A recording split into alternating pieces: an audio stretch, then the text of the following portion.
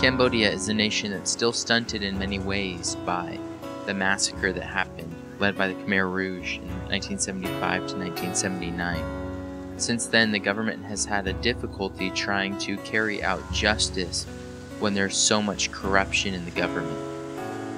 The small village Swai Pak was once the largest hub for child sex trafficking around the world.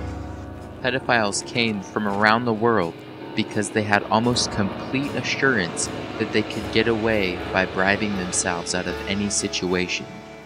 Children would stay in these small rooms and would be raped multiple times a day, their whole lives, either until they were sold to a pedophile or would die of AIDS. The demand for trafficking children peaked in 2005 when parents began selling their children to pimps to pay off large hospital bills. Don and Bridget Brewster watched a short documentary on Swai Pak and decided to check it out for themselves.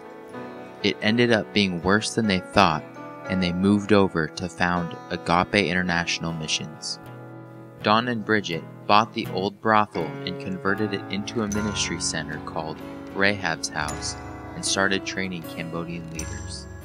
Today, Pastor Shanta and his wife Puntan lead the community and teach about valuing their children. Instead of parents selling their children for income as they leave for work, they come and ask for someone to keep them from being abused. When they opened up the ministry center, the first thing they did was started giving free health clinics. The next thing they did was opened up a gym. Drug dealers and gang members from all over the community started coming and started building relationships with the leaders at Agape International. Rantanak began discipling the drug dealers and gang members who came to the gym and fell in love with Jesus. Now they are volunteering their time at the center.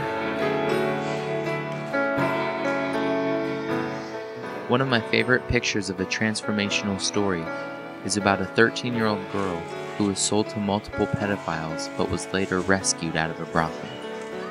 2 months into counseling after her rescue, she learned she had value, dignity, and beauty.